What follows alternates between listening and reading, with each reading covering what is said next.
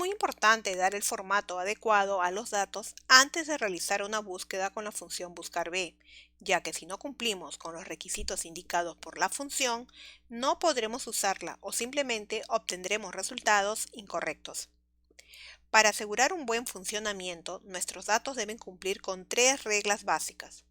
Los datos deben tener un formato tabular, es decir, debemos organizar la información en filas y columnas, las cuales podrán tener encabezados. Cuando hablamos de dar un formato tabular a los datos, nos referimos a asegurarnos que la información esté organizada adecuadamente para permitir las búsquedas verticales. Algunos usuarios de Excel almacenan la información en un formato que no es el tabular y por lo tanto no es posible utilizar la función buscar B. En la siguiente hoja se muestra un ejemplo donde los datos no tienen un formato tabular y por lo tanto es imposible realizar una búsqueda con la función buscar B. Pareciera que los datos fueron mostrados o están preparados para ser impresos desde la hoja de Excel, pero hemos perdido cualquier posibilidad de utilizar la función buscar B sobre ellos. Para corregir el problema es necesario dar un formato tabular a los datos, tal como se muestra en la otra hoja. En este caso, los datos tienen un encabezado en cada columna que es útil para identificar cada una de ellas.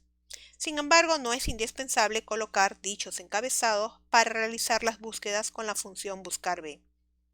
La columna donde se realizará la búsqueda deberá estar siempre ubicada a la izquierda de la columna que será devuelta como resultado.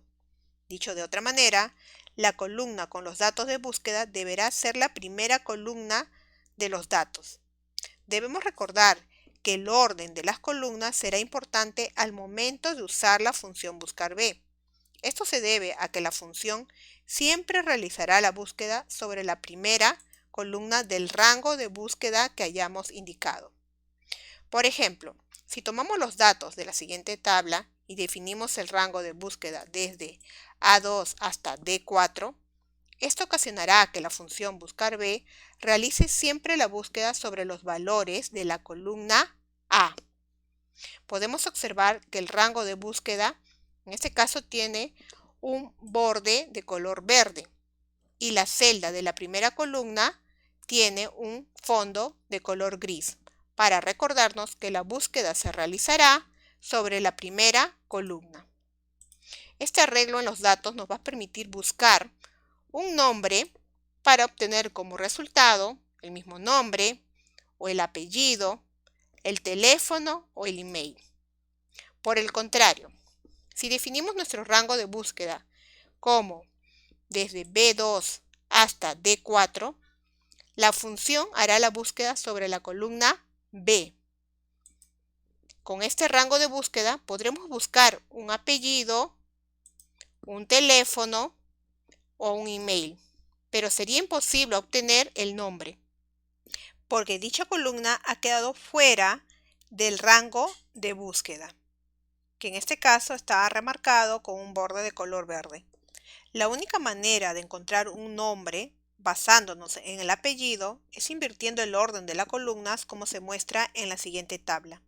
Es decir, colocar ahora el apellido en la primera columna del rango de búsqueda. Y de así podríamos realizar búsquedas basadas en el apellido, en el nombre, en el teléfono o el email. Con esto podemos concluir que al momento de preparar los datos, siempre debemos dejar la columna de búsqueda como la primera columna de los datos, ya que la función buscar B siempre realizará la búsqueda en dicha columna. Y no hay manera de modificar este comportamiento. Si se realiza una búsqueda aproximada, entonces la columna por la que se realizará la búsqueda deberá ordenarse de manera ascendente. La tercera regla en la preparación de los datos es solo necesaria cuando realizamos una búsqueda aproximada. Resulta que la función buscar B nos permite hacer búsquedas exactas y búsquedas aproximadas, y nosotros podremos elegir cualquiera de esas dos opciones a través del cuarto argumento de la función.